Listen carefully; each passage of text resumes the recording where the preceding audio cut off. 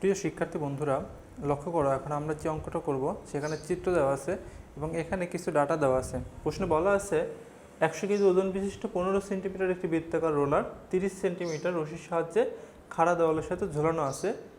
AC রশির টান এবং দেওয়ালের স্পর্শ বি বিন্দুতে প্রতিক্রিয়া বল নির্ণয় করো। তো এখানে দেখো আমাদের যে বৃত্তাকার যে অংশটা আছে অর্থাৎ যে রোলার এর ব্যাসার্ধ দেওয়া আছে 15 সেন্টিমিটার, এখান থেকে এইটুকু 15 সেন্টিমিটার, এবং যেখান থেকে ঝোলানো এই বিন্দু থেকে যে রশিটার দৈর্ঘ্য এখান থেকে এই পর্যন্ত, এটা হচ্ছে আমার এ বিন্দু, এই এসিটা হচ্ছে 30 সেন্টিমিটার। এটা যদি হয়ে থাকে তাহলে এই যে আমার যে রোলারটা যার ভর 100 কেজি, এইটাকে এইভাবে ঝুলিয়ে রাখলে আমার যে তলের সাথে এটা সংস্পর্শ হয়ে আছে এখানে তার প্রতিক্রিয়া কত হবে, এবং এই যে একটা 100 কেজি ওজনের একটা যখন রোলারকে ঝুলিয়ে দেবে, এটা যখন নিচের দিকে ক্রিয়া করতেছে তখন এটাকে ধরে রাখছে যে রশিটা, সেই রশির প্রতিক্রিয়া বল কত। সুতরাং রশির যে প্রতিক্রিয়া বল এটাকে আমি লিখতেছি টি এসি বের করতে চাই। আর এখানে আমাদের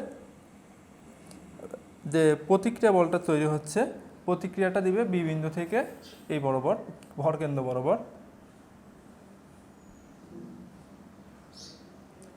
বি বিন্দু থেকে ভরকেন্দ্র বরাবর যে প্রতিক্রিয়া বলটা তৈরি হবে আমাদের সেটা বের করতে হবে। এরপরে বস্তুটার ভর আমরা জানি সর্বদা নিচের দিকে ক্রিয়া করে, তো এটা যেহেতু ভর দেওয়া আছে সুতরাং এই দিকে এই 100 কেজি ভরটা ক্রিয়া করবে 100 কেজি।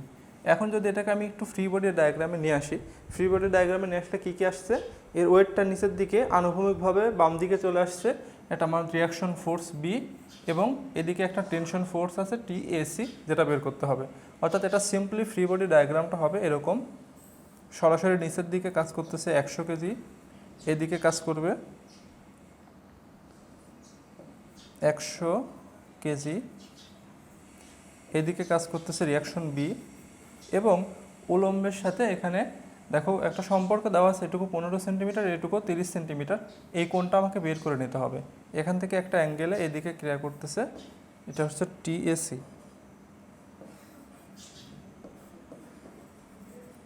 এখন আমাকে বের করতে হবে আরসি এর মান কত হবে এবং টিএসিতে কী পরিমাণ টান সৃষ্টি হবে। তো তার জন্য এখানে আমাকে যে অ্যাঙ্গেলটা বের করতে হবে আমি ধরে নিচ্ছি এটা হবে থেটা। থেটা, এটা যদি থেটা হয় তাহলে আমরা এখানে সাইন থেটার ফর্মুলা যদি অ্যাপ্লাই করি, সরি এখানে আমাদের ভূমি দেওয়া আছে তাহলে কস থেটা নিতে হবে। তাহলে cos theta is equal to হচ্ছে কত, ভূমি ডিভাইডেড অতিভুজ। ভূমি কত দেওয়া আছে 15 সেন্টিমিটার, এই যে কোণের সাথে যে ভরটা সেটা ভূমি, আর অতিভুজ হচ্ছে এইটুকু 30 সেন্টিমিটার, অর্থাৎ 15 ডিভাইডেড 30।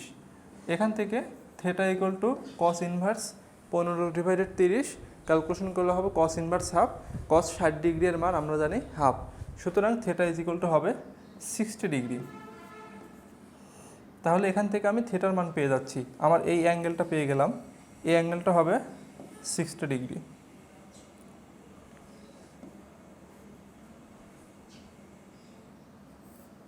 আনুভূমিক অংশ এখানে আমার এই বল ক্রিয়া করতেছে, এটা হবে 60 ডিগ্রি। এখন এটাকে ফ্রিতে আমাদের 3টা বল আসছে, 3টা বলের মধ্যবর্তী কোণগুলো আমরা এখান থেকে বের করে নিতে পারবো। তাহলে 3টা বল এবং তাদের মধ্যবর্তী কোণ জানা থাকলে সেখানে আমরা ল্যামির সূত্র ব্যবহার করে সমাধান করতে পারি। আরসি এবং 100 যেটা সমকোণে অবস্থিত দুইটা অ্যাক্সিস বরাবর, তাহলে এটা হবে 90 ডিগ্রি কোণ, এটা হবে 90 ডিগ্রি অ্যাঙ্গেল।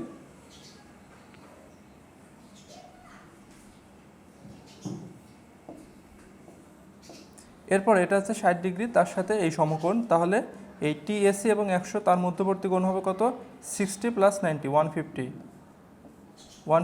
এরপর উপরে যে কোণটা আছে তাহলে এটুকু যদি 60 ডিগ্রি হয় তাহলে এই অংশটা কত হবে 30 ডিগ্রি, অর্থাৎ এটুকু total 90 degree minus 60 30 plus 90 equal to এই অ্যাঙ্গেলটা হবে 120 ডিগ্রি। এখন দেখো আমরা 3টা বল পেয়ে গেছি, তাদের মধ্যবর্তী কোণ পেয়ে গেছি, তাহলে এই ফর্মুলা এখন আমরা ল্যামিতে নিয়ে যাব। তো ফ্রম ল্যামি লিখতে পারি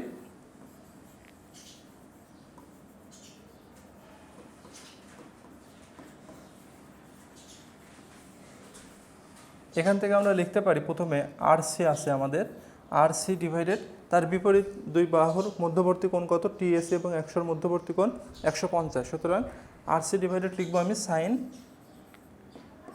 150 ডিগ্রি ইকুয়াল টু টিএসি। তখন নেব টিএসি নিলে কী কী আছে দেখো, টিএসসি যখন নেব তাহলে আমাদের বিপরীত যে দুটো বাহু আছে তাদের মধ্যবর্তী আরসি এবং 100 মধ্যবর্তী কোণ 90 ডিগ্রি, অর্থাৎ এখানে লিখব সাইন 90 ডিগ্রি ইকুয়াল টু আরেকটা আছে 100 কেজি ওজন ঝুলানো আছে, 100 কেজি ওজন যেখানে ঝুলানো আছে তার বিপরীত কোণটা হবে 120 ডিগ্রি, অর্থাৎ এটা হবে সাইন 120 ডিগ্রি। এখন প্রথমে আমরা এই দুটো নিয়ে একটা ক্যালকুলেশন করে ফেলি, তাহলে কি হবে TSC divided sign 90 equal to 100 divided sine 120। এখানে লক্ষ্য করো সাইন 90 ডিগ্রির মান কত 1, তাহলে সাইন 90 ডিগ্রির মান যদি 1 হয় সুতরাং এখানে আমাদের টিএসসি ইকুয়াল টু যেটা থাকবে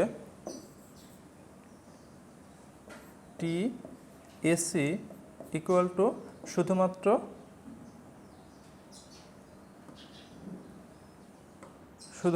এই 100 ডিভাইডেড সাইন 120 ডিগ্রি।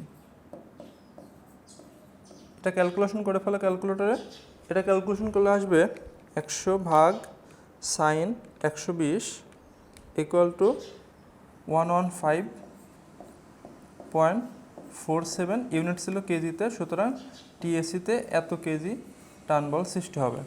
তাহলে এটা পেয়ে গেলাম একটা। এরপর আমাদের বের করতে হবে রিয়াকশন সি, অর্থাৎ স্পর্শ দেওয়ালে সি বিন্দুতে প্রতিক্রিয়া বল কত আসছে।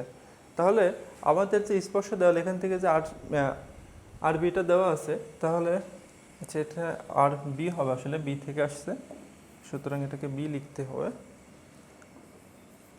তাহলে এটা ক্যালকুলেশন করে ফেলি, এখান থেকে আরবি এবং টিএসসিও নিতে পারি অথবা আরবি এর সাথে 100 নিতে পারি, যে কোনোটা নিলেই হবে। তাহলে আরবি ইকুয়াল টু লেখা যাবে 100, তার সাথে সাইন 150 গুণ হয়ে যাবে sine 150 degree divided sine 120 degree, sine 120 degree.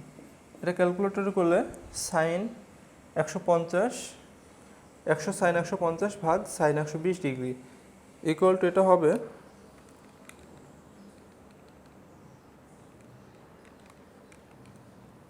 57.735 অর্থাৎ 74 কেজি। এটা হচ্ছে আমাদের বি বিন্দুর রিয়াকশন ফোর্স।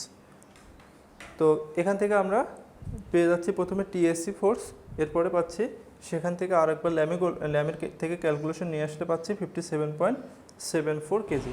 সুতরাং এখানে বি বিন্দুর যে প্রতিক্রিয়া সেটা 57.74 এবং এই রশিতে যে টান তৈরি হবে সেটা 115.47 কেজি। আশা করি এটা তোমরা এখন বুঝতে পেরেছো। ধন্যবাদ।